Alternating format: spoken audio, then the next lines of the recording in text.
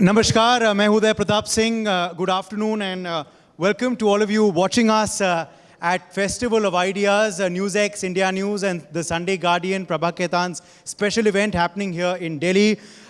एक बेहद खास शख्स अब हमारे संग जुड़ गए हैं जो किसी भी परिचय का मोहताज नहीं है. I am talking about Nawazuddin Siddiqui. Firstly another warm round of applause for him.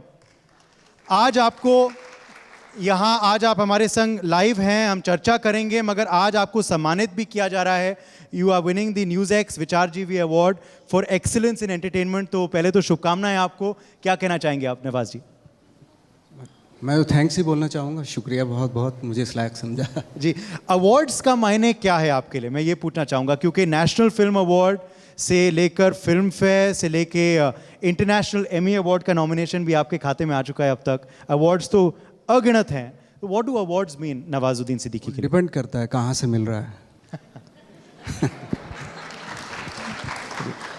जब नेशनल फिल्म अवार्ड आपको मिला था अनगिनत फिल्मों के लिए, मतलब तब तो खुशी हुई थी, वाकई दिल से खुशी हुई थी. जी, इंटरनेशनल एमी के लिए भी आप गए थे, उसमें नॉमिनेशन हुआ था मेरा.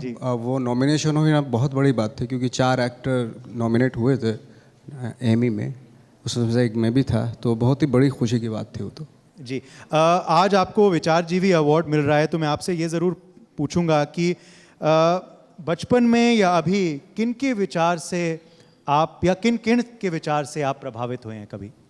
मैं विचारों से तो बहुत ज़्यादा प्रभावित हुआ. शुरू में जैसे स्वामी विवेकानंद से हुआ, फिर बाद में बहुत सारे जॉन पॉल सार्त्रे और नीत्शे और ओशो भी थे उनमें. तो बहुत सारे लोगों के, सोक्रेटिस भी थे, प्लूटो भी थे, बहुत लोग थे जिनके विचारों से बहुत प्रभावित हुआ.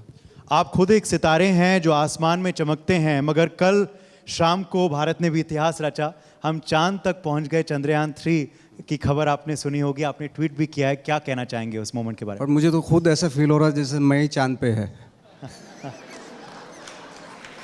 इससे प्राउड की मोमेंट क्या हो सकती है कि हमारे देश के लिए, हम लोगों के लिए. आई थिंक मुझे तो खुशी की बात है कि हम ऐसे ही प्रोग्रेस जो है हर फील्ड में दिखाएं, सिनेमा में भी दिखाएं और मीडिया में भी दिखाएं, इतनी प्रोग्रेस और इतनी ऑनेस्टी. जी, आपके सफ़र के शुरुआत के बारे में अभी हम बात करेंगे, मगर मैं आपसे ये भी पूछूंगा कि सफ़र की शुरुआत के बारे में चर्चा करेंगे. जिन साधारण सी शुरुआत की है नवाजुद्दीन सिद्दीकी की, उसके बारे में जानेंगे, क्योंकि वो प्रेरणा स्रोत हैं लोगों के लिए. मगर अब भी सक्सेस, कामयाबी तक आप पहुंच गए हैं, मगर आपका व्यवहार वही है, आप बदले नहीं. जब मुझे बिना बदले चीज़ें मिल रही हैं तो क्यों बदलूं मैं? मुझे समझ में नहीं आता कि बदलने की ज़रूरत क्या है, क्योंकि इसी चीज़ की वजह से काम मिला था मुझे. जो आपकी इंस्टिंक्ट है उसी वजह से काम मिलता है. आपको लाइक करते हैं लोग, अगर वही बदल दें आप तो वो तो बहुत ही बेमानी हो जाएगी बात. जी, इस वजह से अभी भी किसानी आपको उतनी पसंद है? अब मुझे सारी वो चीज़ें पसंद है जो पहले थी. आज भी वही पसंद है. हाँ, जो परिवर्तन होते रहते हैं बीच बीच में, मतलब पसंद कुछ बदलती रहती है, वो थोड़ा बहुत चलता रहता है, वो सबके साथ होता है. आई थिंक वो तो जी, क्योंकि काफ़ी लोग चौंक गए थे जब आपके वो दृश्य हमने देखे थे लॉकडाउन के वक्त के. शायद आप करते रहते होंगे, मगर पहली बार लोगों ने वो दृश्य देखे. हाँ, चूँकि लॉकडाउन में टाइम था सबके पास, सब अपने अपने गांव चले गए थे, मैं भी अपने गांव चला गया था. अब बचा कुछ नहीं था, क्या करें. चलो, वहाँ लोग भी नहीं होंगे खेतों में, जिससे डर लगे कि भाई कोरोना कोविड ये हो जाएगा.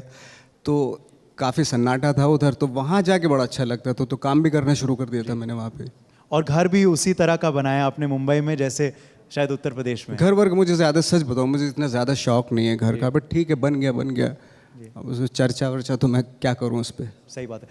अब मैं शुरुआत पे चर्चा करना चाहूँगा नवाजुद्दीन सिद्दीकी जी, क्योंकि आपके आइडिया में, आज फेस्टिवल ऑफ आइडियाज़ है, आपके जहन में वो आइडिया आया होगा कि आपको एक्टर बनना है. वो कब आया, किन परिस्थितियों में आया, ज़रा बताइए.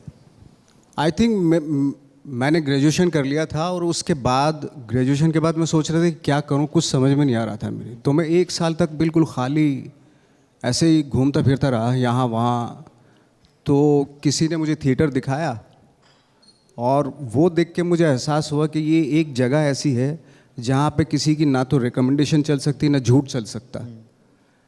तो जो स्टेज पे अगर आप हैं तो जैसा करेंगे वैसा इमीडिएटली रिस्पॉन्स मिलेगा आपको. और उससे ऑनेस्ट काम मुझे कोई दिखाई नहीं दे रहा था कि ये बहुत ही ऑनेस्टी वाला काम है, इसमें आजमाया जाए हाथ। तो मैंने थिएटर वेटर करना शुरू कर दिया। बड़ौदा से मेरी शुरुआत हुई, गुजराती नाटकों से। और उसके बाद फिर मुझे वहाँ सजेस्ट किया कुछ लोगों ने कि आप दिल्ली चले जाएं। तो फिर मैं दिल्ली भी रहा, एक साल तक मैंने थिएटर किया। फिर मैं लखनऊ में मैंने 2 साल थिएटर किया, BNA। और फिर वापस मैं NSD में मैंने एडमिशन ले लिया। और वहाँ आके मुझे थोड़ा थिएटर वेटर के बारे में और प्लेज और परफॉर्मेंस, एक्टिंग, इन सब चीज़ों के बारे में मुझे एक्चुअली जानकारी हुई। तो फिर उसके बाद मैं मुंबई चला गया था जी। मगर मुंबई तो गए, मगर काम जो है वो आहिस्ते आहिस्ते मिला। काम जो है उस तरह का शायद मिला नहीं जिस तरह से आपको उम्मीद थी। तो क्या कुछ कहेंगे उन सालों के बारे में? हाँ, प्रोजेक्ट्स तो बहुत बड़े थे, सरफरोश की मैं बात करूं, जंगल की मैं बात करूं, मगर पार्ट्स छोटे थे, मगर आपके जहन में छोटा बड़ा नहीं था कुछ, आप करना चाह रहे थे वो और ज़्यादा करना चाह रहे थे। नहीं, मैं सच बताऊं, मैं ये सोच के गया ही नहीं था कि मुझे कोई स्टार बनना है, क्योंकि एक्टिंग का शौक था। एक्टिंग का काम मिल जाए बस, चाहे वो थिएटर में हो, चाहे प्लेज में हो, चाहे स्ट्रीट प्ले हो या TV हो। ये सोच के नहीं गया था कि भाई मुझे स्टार बनना है, फिल्मों में काम करना है, ये सोच के मैं नहीं गया था। सर्वाइवल था, सर्वाइव करना था। एक्टिंग पेशा था मेरा, उस पेशे से सर्वाइव करना था।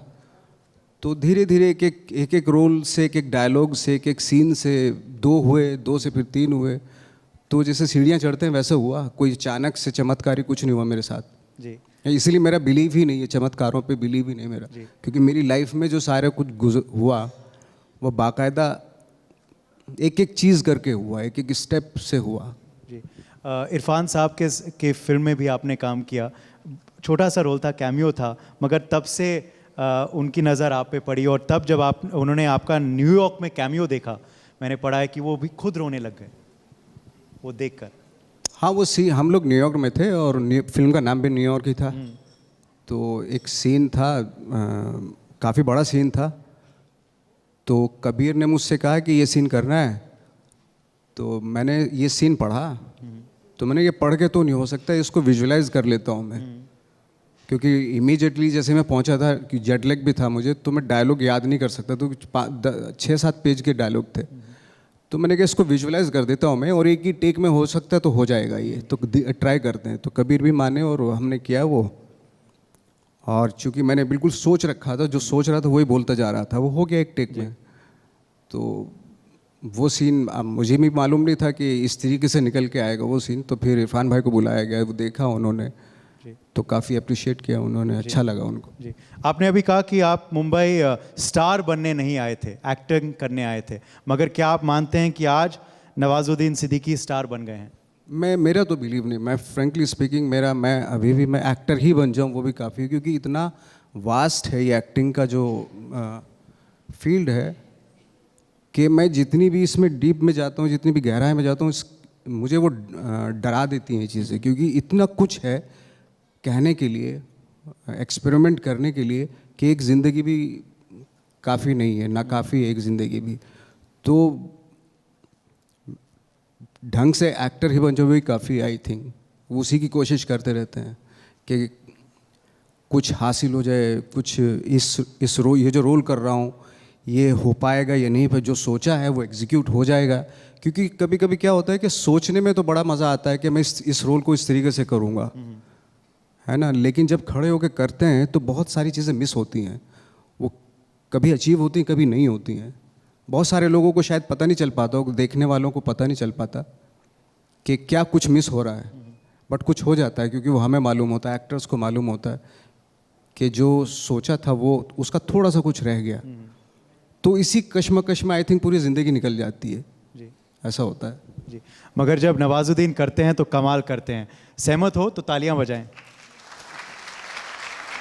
मैं ये भी आपसे पूछना चाहता हूं कि आप इंटरनेशनल एमी अवार्ड नॉमिनेशन का भी जिक्र कर रहे थे। आप खुद कैन फिल्म फेस्टिवल जा चुके हैं बेहद काफ़ी बार, मल्टीपल टाइम्स। पिछले साल हमने देखा था भारत को भी फोकस देश बनाया था कैन ने। तो भारतीय सिनेमा का डंका विदेश में बज रहा है काफ़ी सालों से। मगर जब आप जाते थे शुरुआत में और अब जब आप जाते हैं तो फ़र्क क्या महसूस किया है about Indian actors and about Indian films? क्या रिस्पॉन्स मिलता है आपको विदेश में? अभी क्या है कि हमारा जो सिनेमा है थोड़ा सा इंटरनेशनली थोड़ा आई थिंक मुझे ऐसा लगता है, हो सकता है मैं गलत हूँ, थोड़ा इंटरनेशनल प्लेटफॉर्म पे थोड़ा अभी लाइक जिस तरीके से कोरियन सिनेमा है या ईरानियन सिनेमा है या यूरोपियन सिनेमा है, जो जो इंटरनेशनल सिनेमा में इंटरनेशनल प्लेटफॉर्म पे जो वो उनकी फिल्में अप्रिशिएट की जा रही हैं, उस लेवल पे शायद हम अभी पहुंचने में हमें शायद वक्त लगेगा। क्योंकि कुछ जो बना सकते हैं उन इतना दमखम है हमारे कंट्री में, यूथ के पास इतना दमखम है कि वो अच्छा सिनेमा बना सकता है, बट उनके पास फाइनेंस की बहुत कमी होती है, और जिनके पास अथाह फाइनेंस है वो उस तरफ सोचते नहीं है। ये तो है जी। क्योंकि हमने देखा था कि नाटू नाटू ने पुरस्कार तो जीता इस साल बेस्ट सॉन्ग में ऑस्कर्स में और गोल्डन ग्लोब्स में, मगर बेस्ट फिल्म या बेस्ट इंटरनेशनल फिल्म तक पहुंचने के लिए अभी शायद समय है, आपको लगता है? नहीं, समय तो नहीं, अगर चाहें तो हो भी सकता है, लेकिन चाहने वाले जो हैं ना उनके पास रिसोर्सेज की कमी है। जो चाहते हैं, जो पैशनेट है सिनेमा को लेके, उनके पास रिसोर्सेज नहीं है, जो फैक्ट है। और जिनके पास है, जो मैंने बताया, जिनके पास है वो चाहते नहीं है। जिनके पास पैसे हैं वो और पैसा बनाना चाहते हैं। तो ये फ़र्क है जी, लक्ष्य का फ़र्क है, लक्ष्य का फ़र्क है जी बिल्कुल। मैं ये भी ज़रूर आपसे पूछूंगा कि आप खुद गेम चेंजिंग एक्टर थे OTT पे। आप उस समय आए OTT पे जब अक्सर बड़े स्टार्स करते नहीं थे और अक्सर बहुत लोगों के घरों में OTT सब्सक्रिप्शंस थे नहीं। Then you entered the web series and OTT space. तो तब आपको लगा नहीं कि कहीं ना कहीं रिस्क है, या रिस्क लेना पसंद है? मुझे खुद नहीं पता था OTT क्या है। मुझे बताया कि एक सेक्रेट गेम्स करके एक सीरीज़ है, वो OTT पे आएगा। मैंने OTT क्या है ये, तो उन्होंने कहा कि ये सीरीज़ है और एक प्लेटफॉर्म है OTT, उस पे आएगा। तो मैंने कहा यार इतनी मुश्किल से, तो मुझे लगा टीवी सीरियल है।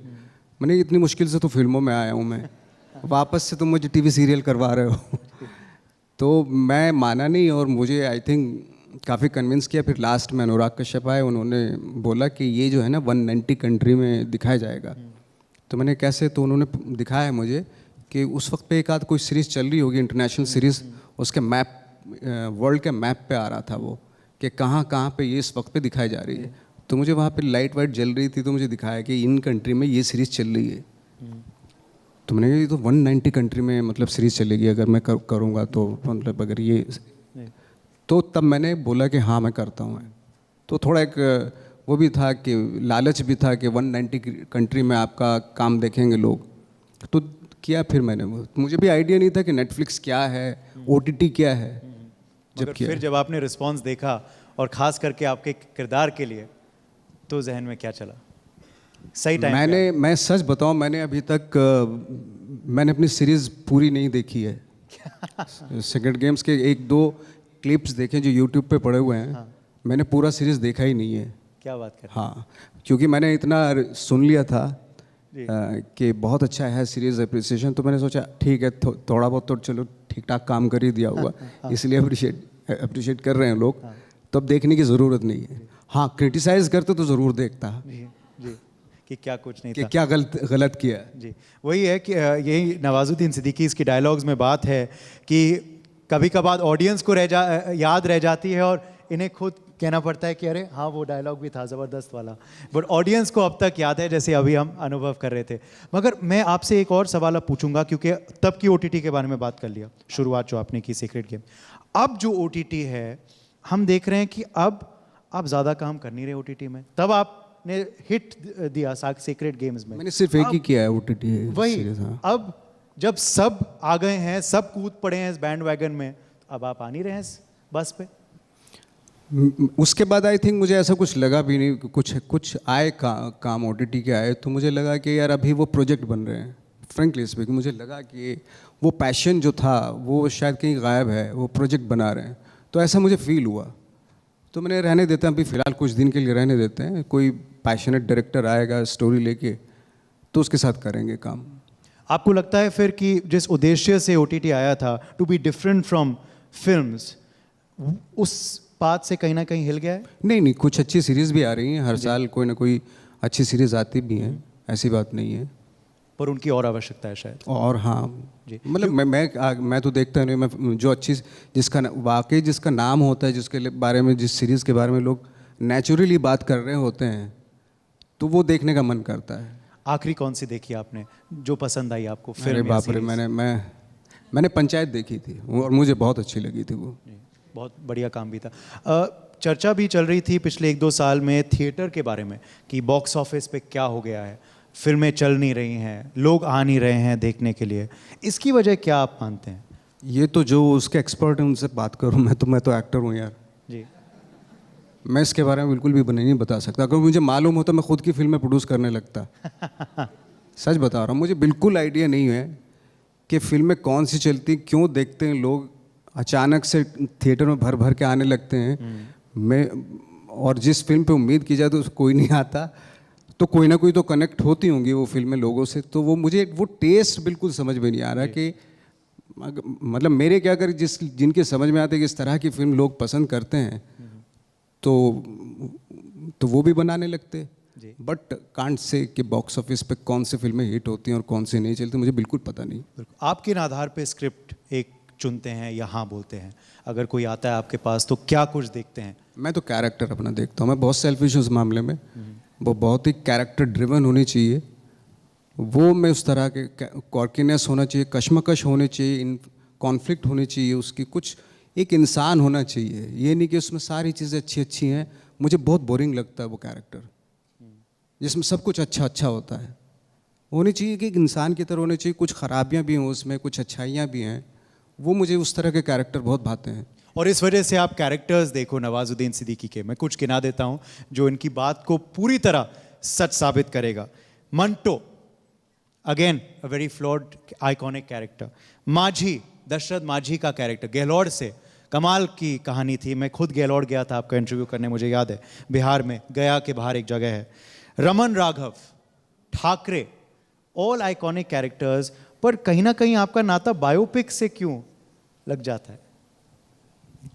आई थिंक मैंने जितनी बताई उतनी की हैं बायोपिक। हाँ, उसके अलावा भी की हैं फिल्में। ये भी काफ़ी हैं, ये भी काफ़ी हैं बायोपिक्स। इतनी बायोपिक्स तो बहुत कम एक्टर्स करते हैं। तो यू एंजॉय रियल लाइफ की कहानी? मैंने कुछ बायोपिक तो बहुत इन्जॉय की, जैसे इवन ठाकरे भी मैंने बहुत इन्जॉय, क्योंकि वो बहुत डिफिकल्ट कैरेक्टर था। क्योंकि उस तरह की पर्सनैलिटी का जो रोल करते हैं वो ऐसा ना हो कि मिमिक्री हो जाए उसकी, तो बहुत ही एज पे चलना पड़ता है जी। कि मैं नवाज भी दिखना चाहिए और ठाकरे भी दिखना चाहिए। ये नहीं कि मैं अगर बिल्कुल ही ठाकरे बन जाऊंगा तो इसका मतलब मैं मिमिक्री कर रहा हूँ उनकी। तो कहीं ना कहीं मैं भी रहना चाहिए उसमें, वो बहुत ज़रूरी होता है। और बहुत कितना रेशो रहना चाहिए वो भी बहुत ही मैंने बहुत ही साइंटिफिकली उसको तैयार किया था उस कैरेक्टर को, क्योंकि वो पतले दुबले से थे। तो उनकी वॉक किस तरीके से होगी, कहाँ पे वो वेट शिफ्ट करेंगे, उनका जो आवाज़, जहाँ से उनका सुर निकलता है, जहाँ से बोलते हैं, उसका हारमोनियम पे प्रैक्टिस की। तो काफ़ी तैयारी की थी एक्चुअली मैंने। मंटो के लिए मैंने इतनी तैयारी नहीं थी, क्योंकि मंटो का फ़ोटो है, उनको वीडियो नहीं है उनका कोई भी। तो वहाँ पे मुझे थोड़ी सहूलियत मिल गई। लेकिन जिन लोगों को आप देखते हैं, जिनके वीडियोस हैं या वो अभी भी ज़िंदा हैं, उनको पोर्ट्रेट करना उनको थोड़ा डिफ़िकल्ट होता है, क्योंकि लोग कंपेयर भी करते हैं कि यार ये तो बहुत ही अलग है, या तो बिल्कुल ये तो कॉपी कर रहा है उनकी। तो वो थोड़ा सा एजी होता है वो। बिल्कुल नहीं, ठाकरे में जो काम किया आपने ज़बरदस्त था वाकई में। अब एक और इंटरेस्टिंग आपका फर्स्ट लुक आया है, ट्रेलर आया है जो चर्चाओं में आ गया है। मैं देख रहा हूँ हड्डी, वहाँ आपने एक अगेन बहुत ही अलग रोल है, उसके बारे में ज़रा बताएं। वो आपकी वर्सिलिटी तो ज़रूर दिखाता है, मगर बिल्कुल ही अलग लुक है नवाजुद्दीन जी। हाँ, क्योंकि मैंने आई थिंक ट्रांसजेंडर का कैरेक्टर प्ले कर रहा हूँ, लेकिन मैंने कभी भी ये दिमाग में नहीं रखा कि मैं ट्रांसजेंडर को प्ले कर रहा हूँ। मैंने हमेशा सोचा कि मैं फीमेल का कैरेक्टर प्ले कर रहा हूँ, क्योंकि हर ट्रांसजेंडर की ख्वाहिश होती है, वो कंप्लीट फीमेल होना चाहती है। क्योंकि जब मेरी बातें होती थी, क्योंकि फिल्म शुरू होने से पहले मैं काफ़ी उन लोगों की कम्युनिटी के साथ रहा, तो उनकी एक ही ख्वाहिश होती है, एक विश होती है कि हम औरत बन जाएं। हम एक विश होती है उनकी, एक ख्वाहिश होती है उनकी, चाह होती है उनकी वो। तो मेरे लिए एक बहुत अच्छा वो था, सबक था कि मैं ये प्ले ना करके एक फ़ीमेल प्ले करूँगा। तो उसी तरीके से, उसी नज़रिए से मैं दुनिया को देखनी शुरू किया मैंने फ़ीमेल के नज़रिए से। तो जितना हो सकता था बिना किसी बनावट के, जितना रियल हो सकता है, ओढ़ी भी नहीं लगनी चाहिए, इम्पोज नहीं होनी चाहिए कोई चीज़ की, तो उस तरीके से तैयारी की। तो मेरे लिए बहुत डिफ़िकल्ट था, क्योंकि आई थिंक 2.5-3 घंटा मेरा मेकअप होता था, वो पार्ट करना पड़ता, और उसी दिन फिर दूसरा कैरेक्टर होता था, फिर वो उतार के फिर दूसरा, फिर अगेन फिर वो। तो इस तरीके से आई थिंक 9 घंटे तो 9 आवर्स तो मेरे सिर्फ मेकअप में, उतारने में और चढ़ाने में निकल जाते थे। तो ये था। कभी कभार मुश्किल हो जाता है कि एक कैरेक्टर से निकलना, सेट से जब आप लौटते हैं घर या होटल, तो उससे बाहर आना, या फिर आप स्विच ऑन स्विच ऑफ आसानी से? नहीं, मैं स्विच ऑन स्विच ऑफ वाला एक्टर बिल्कुल भी नहीं हूँ। मैं जब तक कैरेक्टर होता है मैं उसमें रहना पसंद करता हूँ, क्योंकि मेरे हिस्से में ये काम है। मैं दुनिया में यही काम शायद करने के लिए आया था और मुझे खुशी होती है। मैं बाकी चीज़ों की केयर नहीं करता हूँ, और मुझे लगता है कि एक अपॉर्चुनिटी मिलती है उस वक्त पे जब आप कोई किरदार करते हैं, वो मैं मिस नहीं करना चाहता हूँ। मैं उसमें रहना मुझे पसंद है। मैं ये नहीं कि मैंने स्विच ऑफ करके फिर पूरी दुनियादारी में आ गया। मैं नहीं चाहता हूँ दुनियादारी में आऊँ।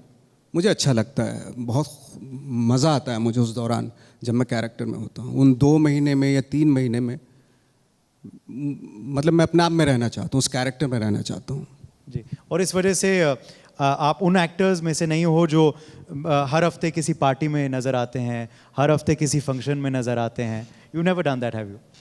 ना मुझे बुलाते ना मैं जाता। सही बात है।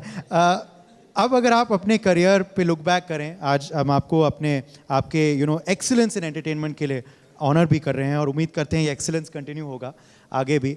तो किन 2 या 3 प्रोजेक्ट्स आपको लगता है आपके लिए सबसे खास या सबसे गेम चेंजिंग थे आपके करियर के लिए? आई थिंक एक तो गैंग्स ऑफ वासेपुर रहा है, और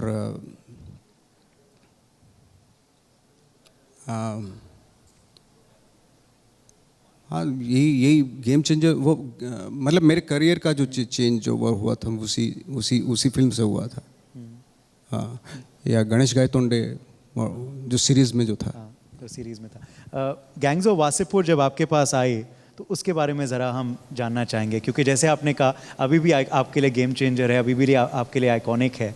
तो वासेपुर जब ऑफ़र हुई, सो डिड यू अगेन, क्या आपने सेंस किया कि हो सकता है या अगेन कन्विंस करना पड़ा जैसे सेक्रेड गेम्स के लिए किया? नहीं, मुझे अनुराग ने बहुत पहले बताया था कि मैं तुझे कुछ तो दूंगा लाइफ में, ऐसा कुछ कैरेक्टर तो तेरे से करवाऊंगा मैं कुछ। मैंने ठीक है, भूल भाल गए।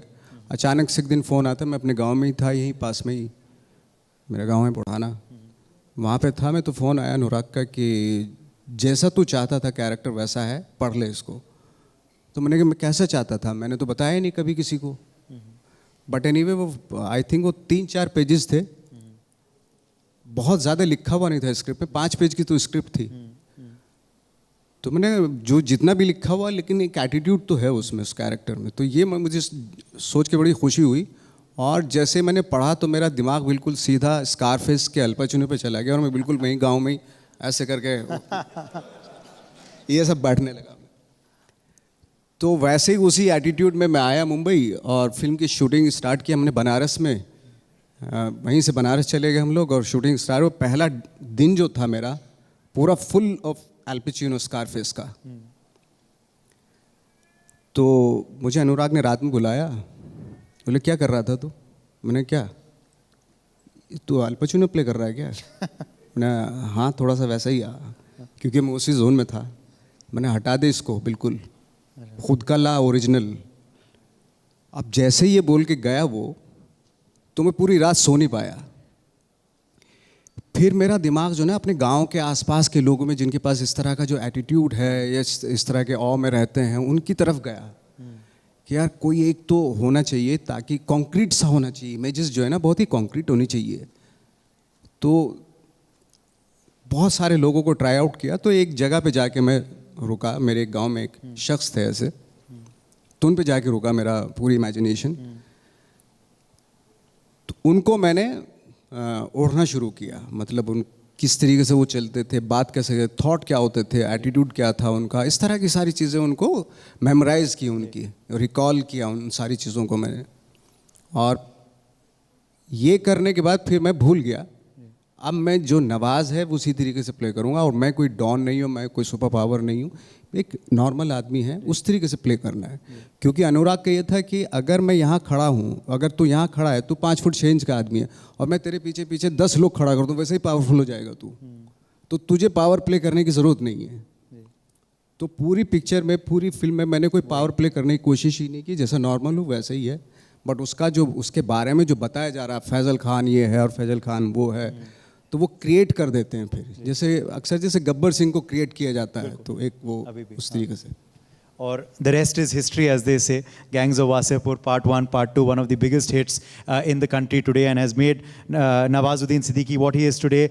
आखिरी सवाल आपसे, जो दर्शक आपको इस वक्त देख रहे हैं हमारे ITV नेटवर्क के चैनल पे, जो आज इस कमरे में आए हैं आपके लिए खास एक झलक पाने के लिए, क्या कहेंगे उनको? अगर वो आपकी तरह बनना चाहते हैं भविष्य में, नवाजुद्दीन सिद्दीकी बनना चाहते हैं इंडस्ट्री के लिए, तो what will be that one piece of advice? भविष्य में नवाजुद्दीन, मैं तो हूँ ही। अपना खुद का ओरिजिनल देखें, क्योंकि उसमें बहुत खूबियाँ हैं, हर चीज़ उसी में छुपी हुई है, आपकी ओरिजिनलिटी में ही है। तो उसी को टैप करें, उसी को खोजें आप, क्योंकि हम भी ओरिजिनल ही देखना चाहते हैं। आप जो हो वही देखना चाहते हैं। जैसे आपको कहा गया एल पचिनो मत बनो, वैसे आप कहेंगे नवाजुद्दीन मत बनो। Thank you so much Nawazuddin Siddiqui once again for joining us today. Could we hear it for Nawazuddin Siddiqui? इतने सालों से मैं इनका इंटरव्यू कर रहा हूं और वो बिल्कुल नहीं बदले, और उम्मीद करते हैं कि ऐसे ही वो आगे चलते जाएं कामयाबी की राह पे। One of the best actors we have in India today. Thank you for joining us. Thank you, Mr. Nawazuddin Siddiqui. I'll also request you to stay on stage right now, because we are presenting to you the NewsX Vichar GV Award. Congratulations to you. Huge round of applause for Mr. Nawazuddin Siddiqui for getting this award. I would quickly, it's Vichar GV Award for Excellence in Entertainment. Right now I'm going to quickly invite on stage Dr. Aishwarya Pandit Sharma. She's the director of the Sunday Guardian Foundation, Rishabh Gulati, who's the managing editor of NewsX, Mr. Yashwant Rana, who's the managing editor of India News, and Priya Sehgal, who's the senior executive editor of NewsX, to present this award to Mr. Nawazuddin Siddiqui. We also request Ambala Mayor Shakti Rani Sharma, who's also with us, to please come on stage to do the honors. Let's keep the applause going, ladies and gentlemen.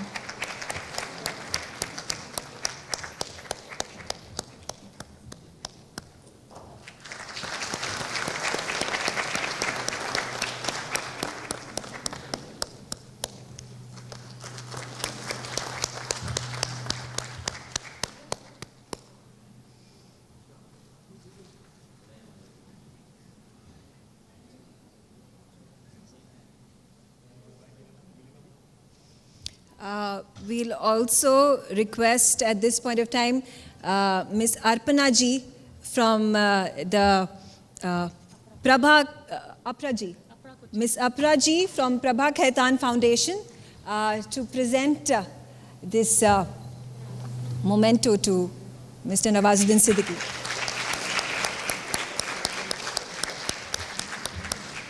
For more such videos, subscribe to the NewsX YouTube channel, hit the bell icon.